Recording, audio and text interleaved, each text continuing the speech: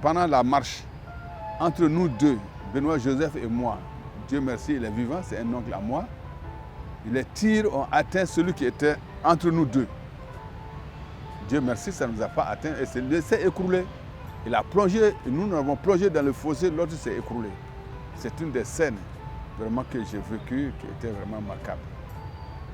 Franchement, ça m'a beaucoup marqué et jusque-là, j'ai ça, j'ai cette image-là sous mes yeux.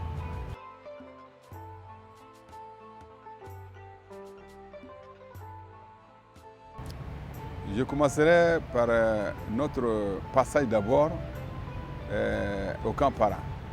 Parce qu'en tant que leader estudiantin à l'époque, membre du comité directeur de l'UNEM, nous avons été enrôlés de force dans l'armée. Nous avons été libérés après quelques semaines passées sous la pression des femmes de l'UNFM. Et Moussa Traoré de Sikasso a ordonné notre libération. Donc nous sommes restés dans la clandestinité. Déjà, nous préparons en coulisses cette insurrection populaire parce que la révolte était telle qu'on ne voulait plus réellement du régime dictatorial. 23 ans de pouvoir, ça n'était trop. Mais à l'époque, nous étions des jeunes lycéens, étudiants, nous avions des aînés.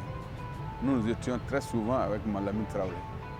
Donc pour venir au fait, le 26 mars précisément, je commence par le 22, où j'avais à mon actif à peu près une dizaine d'étudiants, de lycéens, qui étaient à la marche comme moi. Alors je suis allé au Gabriel Touré le 22 mars, c'était un vendredi qu'on appelle le vendredi noir. Je vous assure que c'était indescriptible le nombre de cadavres qu'il y avait à Gabriel Touré. Et moi j'étais allé pour chercher éventuellement certains de mes protégés qui seraient victimes de cette répression-là. Dieu merci, ils sont tous sortis indemnes.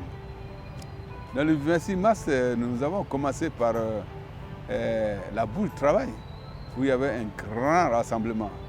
Après ce grand rassemblement, nous avons déferlé vers le 2e arrondissement. Et ce qui m'a le plus marqué, c'est de la boue de travail où nous avons déferlé vers le 2e arrondissement, qui entre moi et un de mes cousins, un de mes oncles, Benoît Joseph, qui était à l'époque aussi étudiant, il y avait une personne entre nous deux.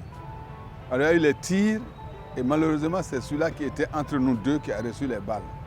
C'était juste au niveau de Wolofogou-Bolbana, juste avant d'arriver au niveau du 2e arrondissement. Il s'est écroulé, nous avons plongé dans le fossé.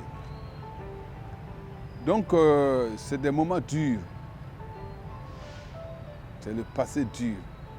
J'avoue que je ressens j'ai un sentiment de déception.